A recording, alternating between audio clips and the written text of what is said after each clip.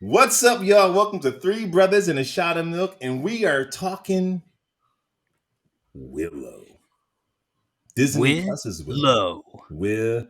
Willow. Let me go to IMDb and pull up this synopsis. We'll give our spoiler-free review, and then we'll do our deep dive. You know the routine.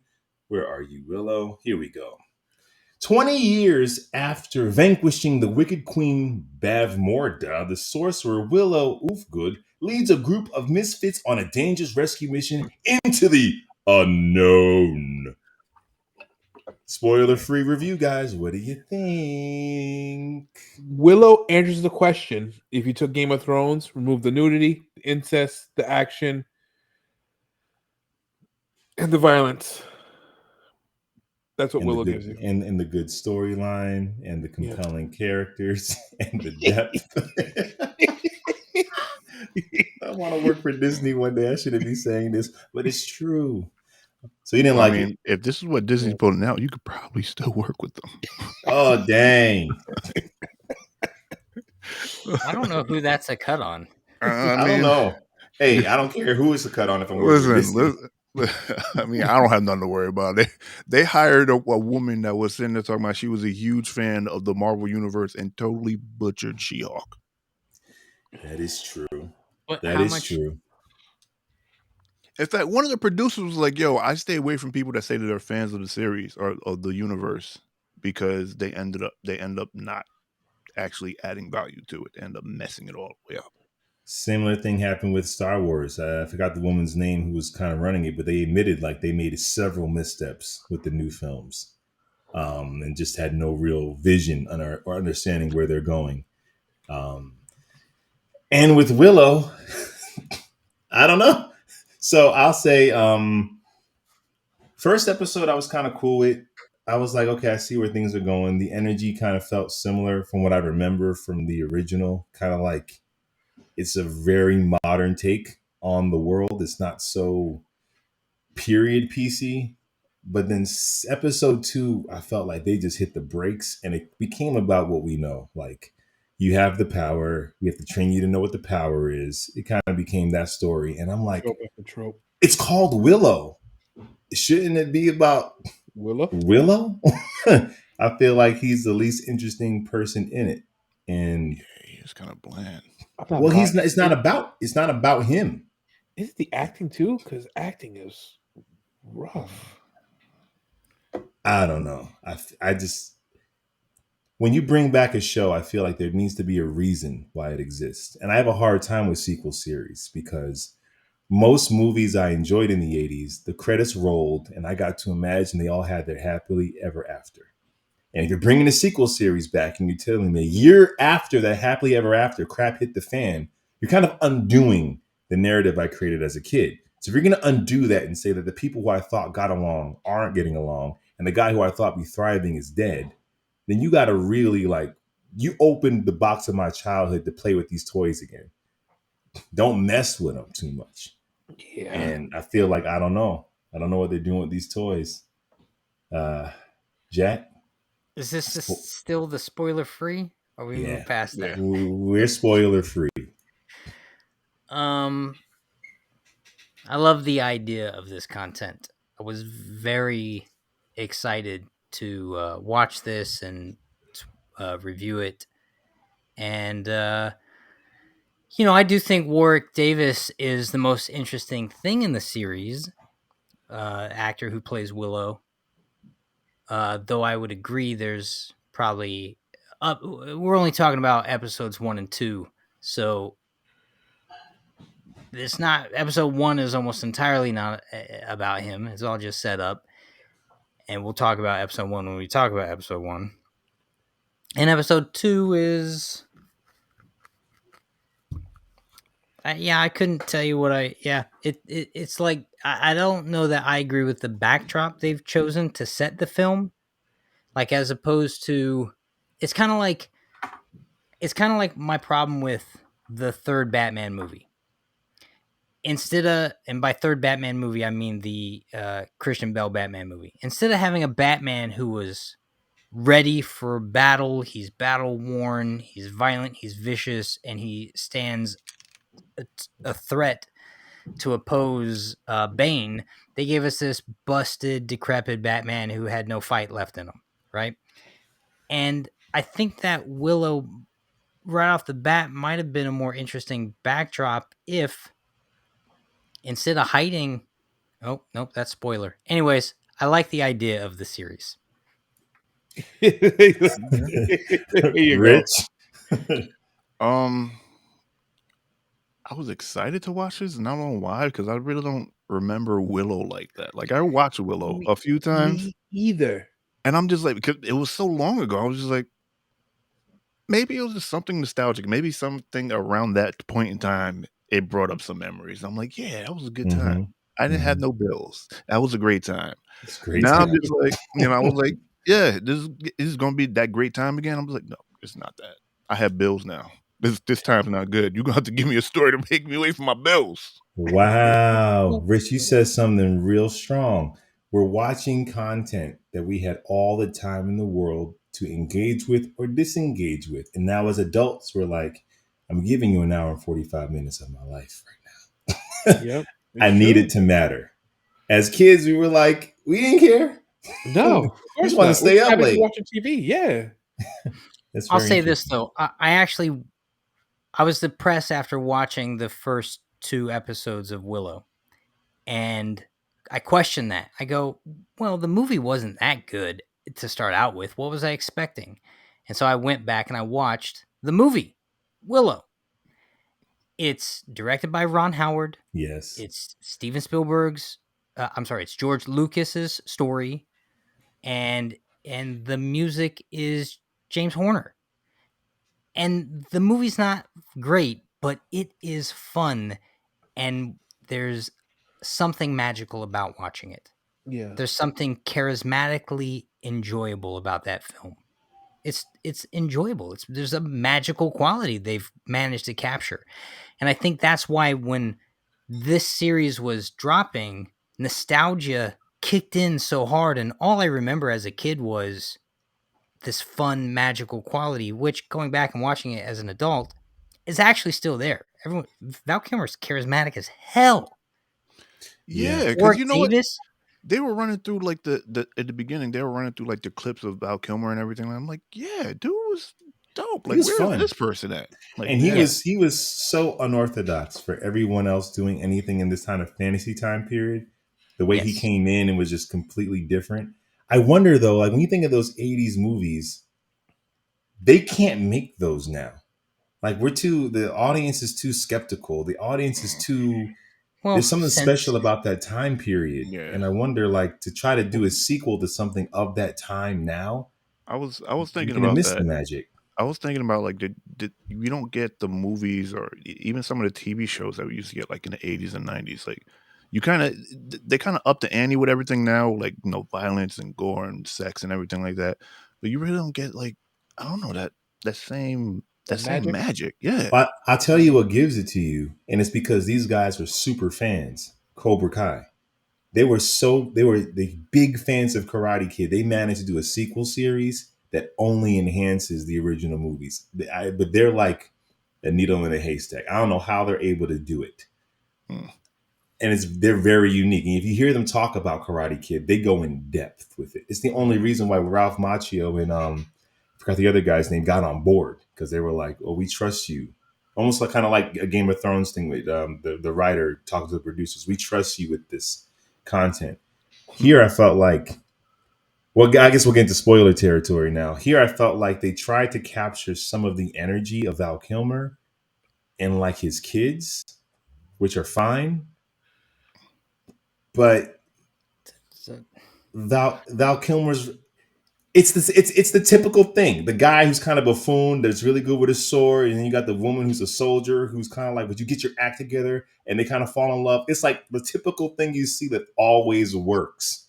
I gotta say this though. Val Kilmer, Juilliard trained actor, Willow, not his first film, and whether you like him or not, he's kind of top of his game at the time, and Killed it.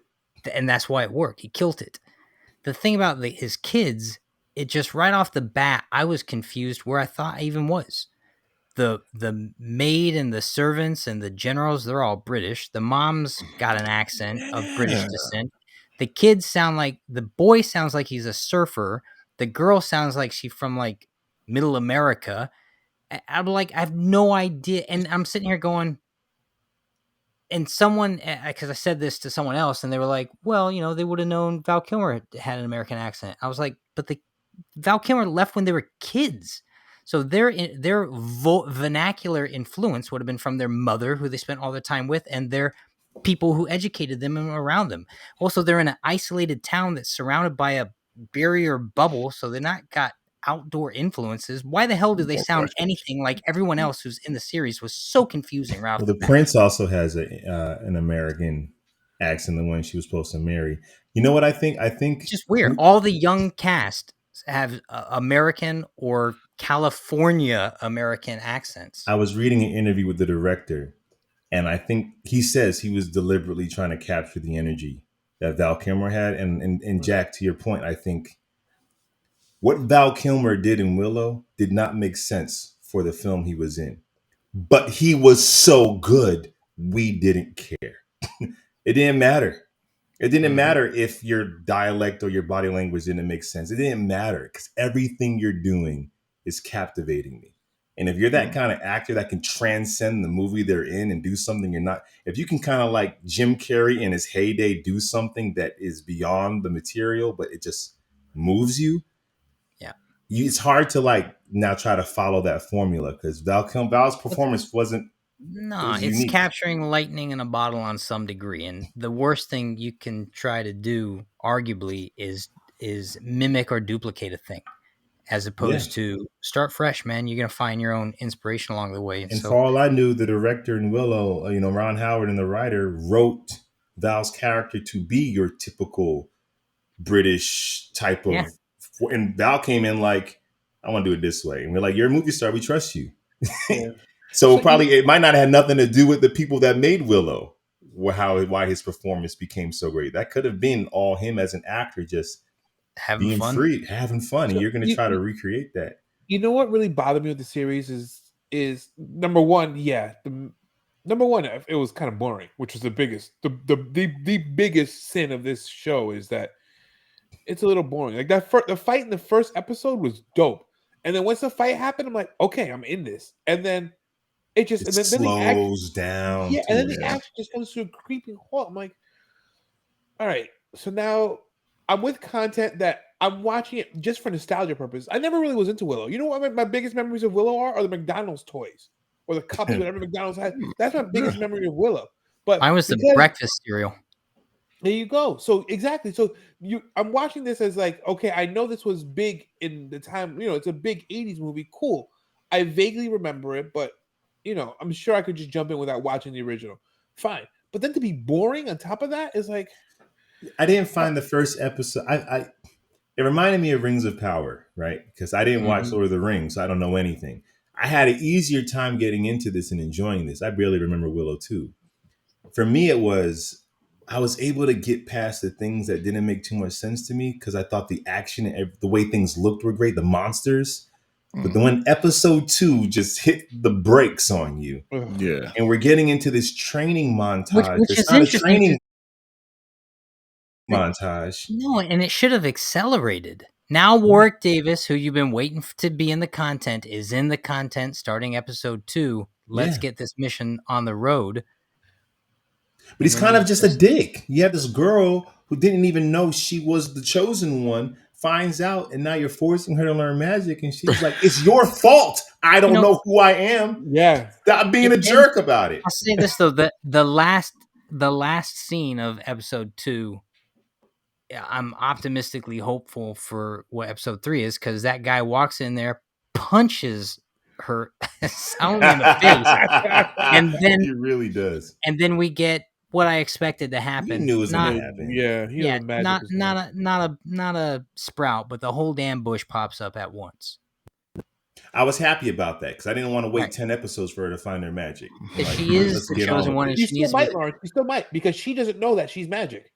She doesn't know she was successful because she got laid out. So then pretty much so far the beats are playing like the movie, We have this baby we have to take care of because it has power that is not known to it yet.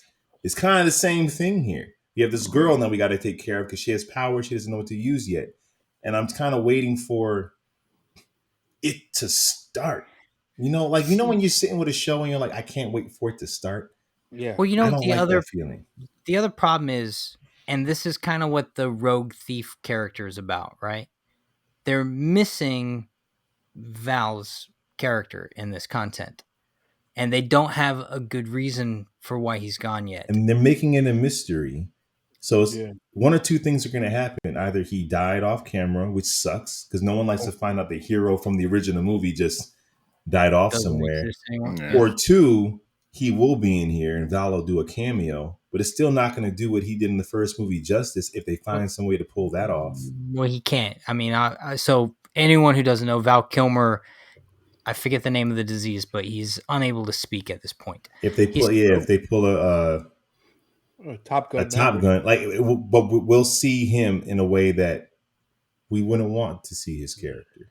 Right. He's not necessarily. Well, I mean, who's to say, right? But what did it cost him to get this mythical chest plate they're talking about? Or he went out to go save Alora Dannon and the rest of the village and died a real heroic death, which is, who knows? But it's odd that what I mean is the energy of his character is a deficit from this content. Yeah. For obvious reasons. And his energy in the movie is what set it apart from freaking Labyrinth, what set it apart from that joint with Tom Cruise. His energy, the energy they're missing in this content is what sets it apart from House of the Dragon and Rings of Power. It's like there's this modern chaotic energy that we need in this that they're trying to have with the kids that Val's very special. But it's also too much. It's too much when it's all the kids and the rogue character. Like, you don't need it. Like, one wild card accent is what if it wants.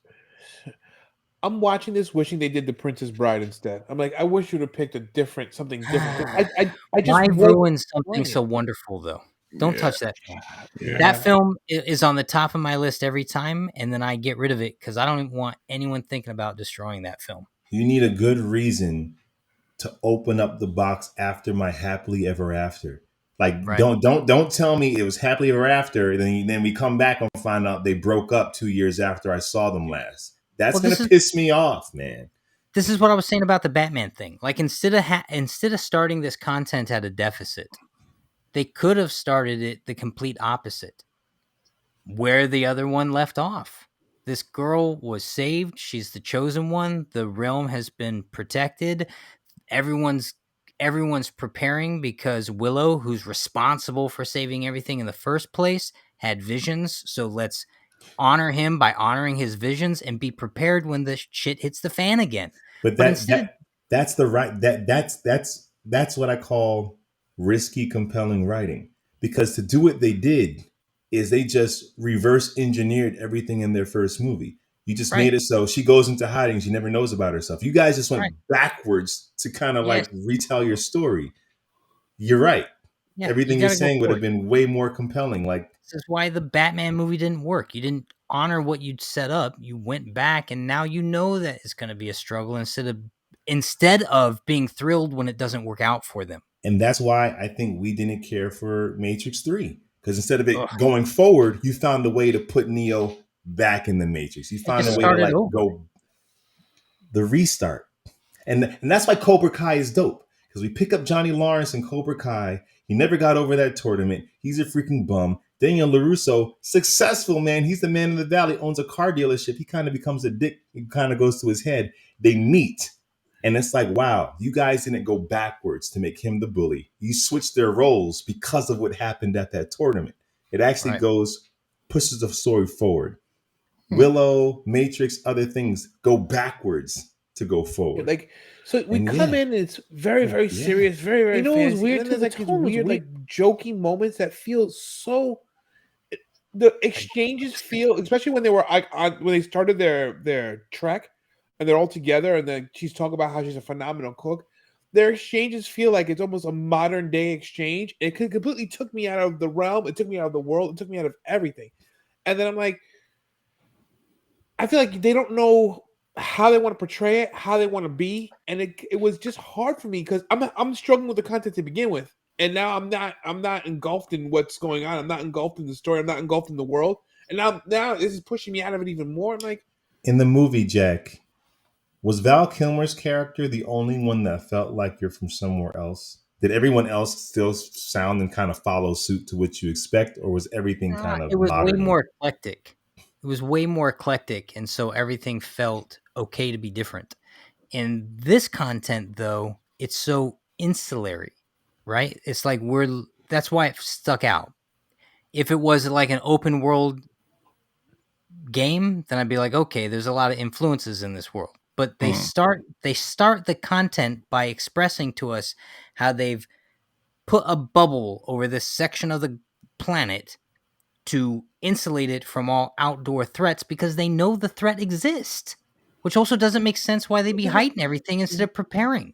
right, They right. put a So, bubble over it because they acknowledge that his visions are true and they exist. and they even acknowledge that the bubble is not going to hold off the bad guys for that long. It's just a temporary shield. So if you're going to go through all the trouble of putting a bubble, why wouldn't you develop the one person, the one weapon that would actually save the realm? Yeah, and then and this is the other thing that I just rain down BS on. They go out of their way in the opening couple shots of the scenes of the movie to let us know that they hid Enora Danon from everyone, including themselves. Mm. Right? They went out of the way to say that a few times, and so that's so as an audience member, we know okay, someone's going to be the chosen child. And I go, well, could be her daughter, could be her daughter's best friend, pseudo girlfriend, who knows what's going on in that Yeah, relationship yeah, entirely. yeah. Or the only other character we're introduced to who could be the child is the cook who makes muffins. And you're like, okay, so it's obviously going to be the cook, and we know that. And so I was so thankful that by the end of episode 1, they just gave it to us instead of dragging that out for 9 episodes. I'm like, okay, at least we can get on with the content there. Mm. But it also defied the whole logic of it because they said we hid her and we hid her from ourselves. And you hit her. I guess you would. You probably would try to put her under your nose, right? Yeah, but you make her a cook. That's But they didn't hide her that's from shaft in her anyone. life. Like, Didn't hide her at all. It's like Well, you hit her in leave plain her sight, alone. right? That's the whole thing. You hit her in plain sight. But it made no sense. But it made no sense because everyone knew who she was. Warwick's character, Willow, knew who she was. How do you Matt find Morgan. out what made him? What He made touched him? her. He my man just like, yeah, he just like stopped. He was like, wait a minute, you look But he familiar. knew Let her me as touch a your armpit child. real quick. Ah, she has the mark. They had a special bond, clearly. Did But they? he knew her as a child too. So it's like at what point did they hide her? It Right. wasn't a secret that was really hidden from anyone other They than they her didn't herself. hide her when she was a baby. They hid her when she was 5. Yeah, What So because like, you see Willow show up there, and then he has that weird interaction, like, "You've disrespected me. I'll never be your friend again," or some weird like exchange. Also, I don't know. why does she have blonde hair? well, because they She didn't has want us. They that was the what is it called when they yeah, no, lie to like throw us off the trail. So A she's just she misdirection. doesn't have red hair just so we don't think it's her for I the will whole say this: episode. the flashback Willow keeps having in like the war zone. I'm like, that part of the content looks like it could be. And you're right, Chris. Man, the combat at the beginning of the film was pretty interesting. Yeah, That it was was dope. cool. So I'm I like, I wasn't too mad of episode 1 I because of was, where it ended. but the acting, the costuming was like, where'd you guys get all these costumes from Target or something? Like the whole textured tone of that first episode, I found way more offensive than episode 2, which I thought the problem with episode 2 was you're right. We They we hit the don't care about brakes. no texture. We don't care about texture like the way you care about texture. My issue was how I'll go with you for the ride, man. But once the bad guys come, the demons are here. We don't slow this. And it wasn't like it slowed down for me. Like I get bored. It was like you show me there's a threat. The prince was taken. The sister was like, I need to find my brother because he can die at any day. It didn't make sense for these characters to just sit still and wait. Just No. because you're telling me she can do powers, I don't care. My brother could be dead right now. I was gonna go save my brother before she had powers. I was gonna go save my brother by myself. Right. I was Why am I going to gonna go by stop myself now that she has powers? and then sit around in the grass waiting for her to grow a root. It's like it didn't make sense for these characters to slow down. It needed to be on the go training, not Or let's pause. Willow and her, or you splinter the stories. I'm gonna go get my brother, and my best friend's coming with me. And Willow's like, I think that's a bad idea. I don't care what you think. So Willow, I'm gonna train her. Like, so you know, splintered stories going off. When in you're different magic, just directions. teleport over there and help us. Well, You know? but the other thing is, the second the one prince kid started playing the flute, I'm like, all right, so we've put together the Dungeons and Dragons team. We got the flute player, we got the person who's making the food, we got the wizards coming up, we got the barbarian character. It's like it started feeling so stockish. But that's all this content, right? I mean, that's Witcher, right? But that's not Witcher what has the first one action. was. Witcher's not boring. Look, I can take your tropes, I can take your stockings, I can take your mistakes in tone, but again, I can't excuse you for being boring. I didn't think the first episode was boring. No, the first episode It wasn't was boring but until that second. action happened. Until that action happened, I was engaged after those It's bad guys set came up. out. Every show has. You didn't care about the characters. That's the problem. No, I did it. And then episode 2 was just like, you're It's right. so It just stopped and it just was slow. And I'm like, I'm watching this. I'm like, you know what? I'd rather be watching Office reruns. Dang. Well, Office reruns pretty good. Oh, Office is amazing. Yeah. Oh, yeah. What intrigued me though was Willow's vision is for all of us to survive, she has to die. That part intrigues me because now you're training her up to eventually die. That part, I'm like, oh, I want to see how that thread plays out. How does that work? Because that's interesting. That's the most interesting thing for me that came out of all this content is, you're sending her to her death. Yeah, but no, you don't, because a couple of things. One, in that vision, he's fully bearded and a little older. So how far in the future is that? Who knows? Time jump. Two, that is so clearly one. What do you say? Time jump. Time jump. Okay, that's fine. Wait. But what I'm saying though, we're seeing a snippet of his vision, which is probably the snippet he keeps seeing, which in that vision or that portion of his dream, he believes that she's dead because he goes up to her. But that plays out in the next second. She goes, and she's alive. Either way, she's not dead. Either way, I don't care if she lives or dies. To me, it's interesting that Willow believes this, yet he's still going to train her anyway. So regardless of the outcome, he thinks he's sending her to her death. Well, and true character is shown by that, because if that's the premise that we agree to, that he has that knowledge, at some point he's going to tell her, and at some point she's going to have to make the hero's decision to either carry on or get off the train, and we know she's going to carry on. So then that's a defining moment, which is ultimately makes it. Yeah, that makes it. I'm like, but start there. But it's not interesting if it's a conversation we have to watch. Film is cinema. Cinema is cinematic because it's action in motion. Yo, episode 2, that's what got me. He monologued so much about everything. Yeah. He monologued about the powers. He monologued about the this. Okay, it was if you go back after speech. If you watch Willow, if you go back and watch the movie Willow, what's lame but also a shout out to the movie is it's literally just the dialogue. He's now saying the dialogue that the village elder at the time told him about magic being the undercurrent of the universe, about how, the finger thing is, it's ultimately just you are the one. The fingering. Right. So on some level there might be, it's nice that they're saying we acknowledge the first film, but it's also, you can't go back and redo the first film. And that's the problem when you have sequel series that somehow just, it's like why the Bryan Singer Superman movie was trash. They just redid Superman 1, but with Brandon Routh, and it didn't work.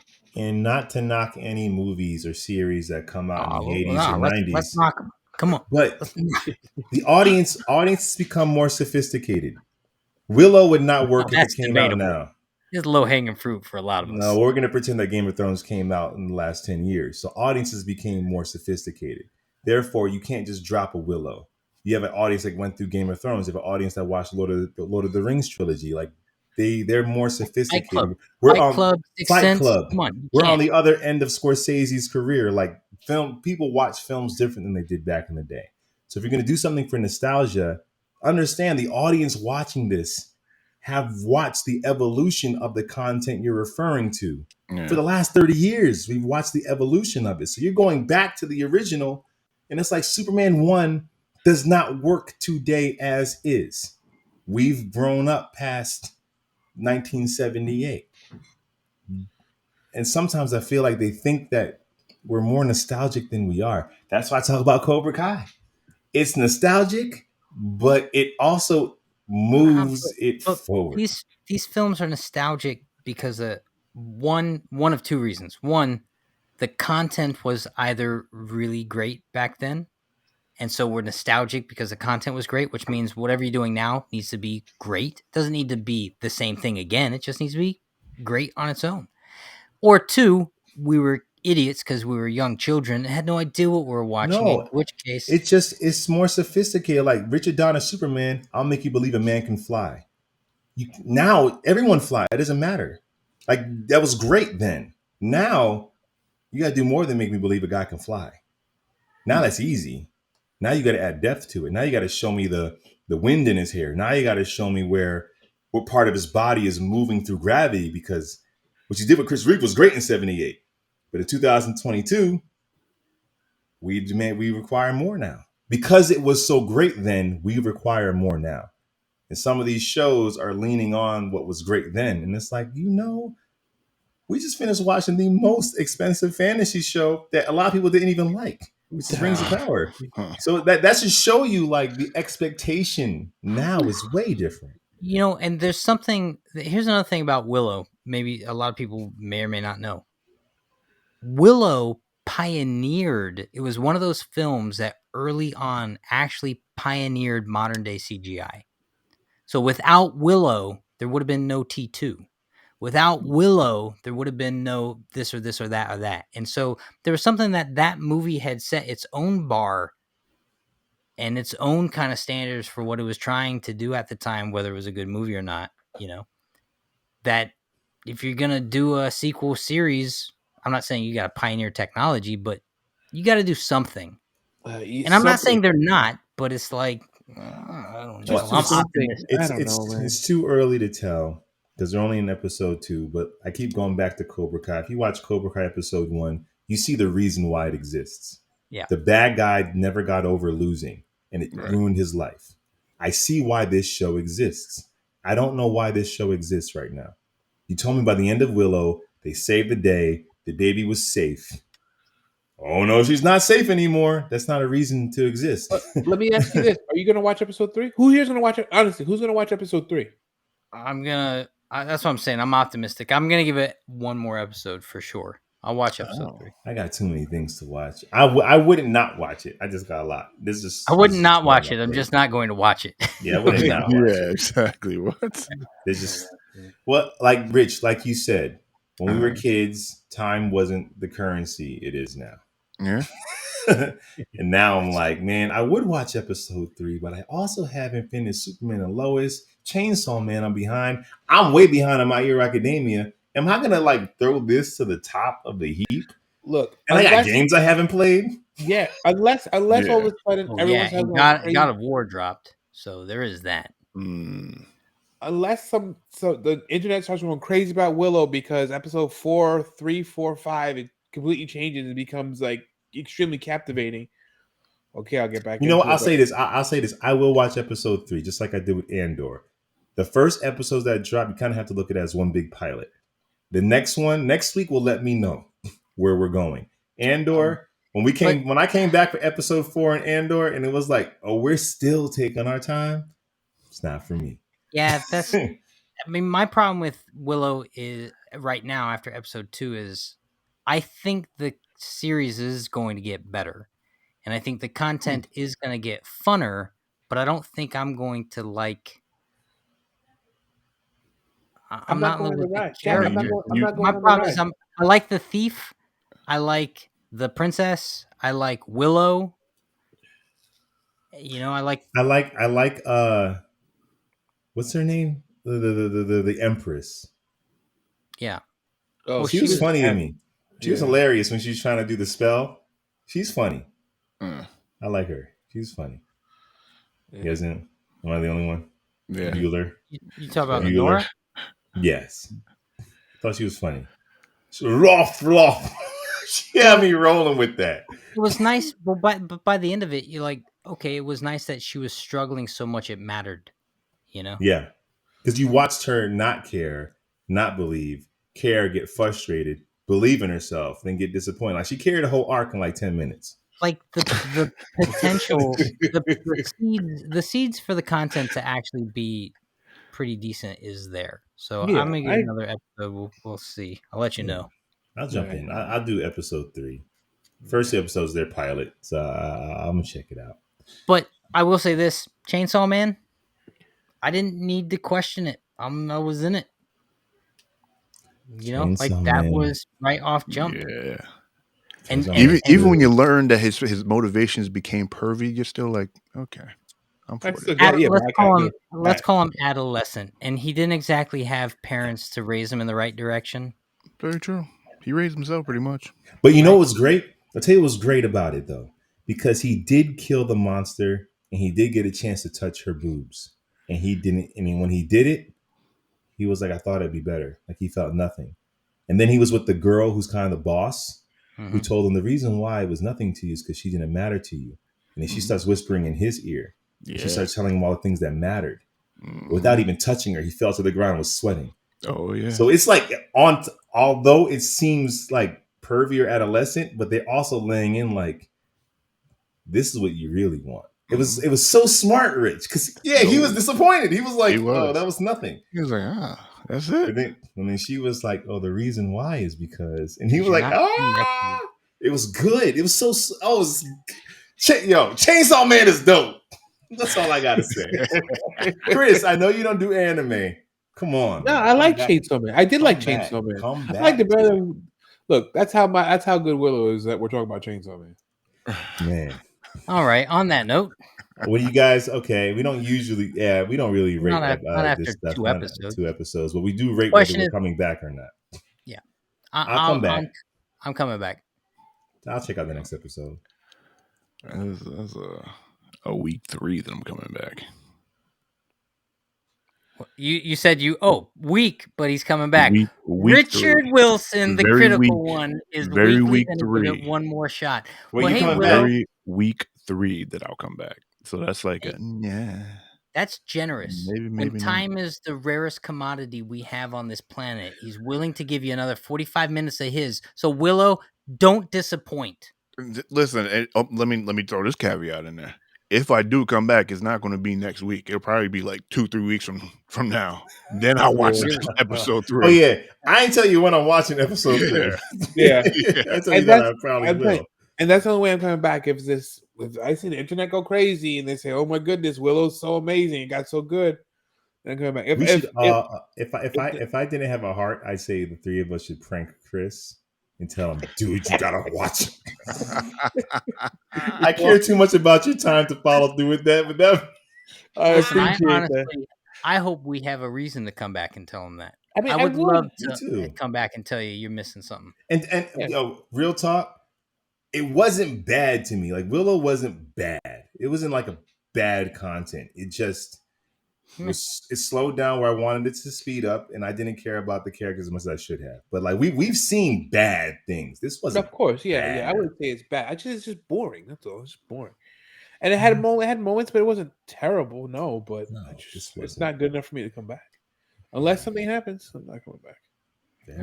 All right. Well, that's our show. I hope you enjoyed it. I mean, we kind of covered Willow, and you let us know in the comments section how you guys enjoyed episode 1 and 2. We have other reviews in the playlist. Go check that out. We also got unboxings, toy hunts. Jack got his comic books. We got gameplay here. We also got a podcast. Hit the link in the description below. We got TikTok, we got Instagram, all in the description below. Also, like, subscribe, hit that notification bell. We'll be back next time. Same bat time. Same bat channel. What's up, y'all? Welcome to Three Brothers and a Shot of Milk.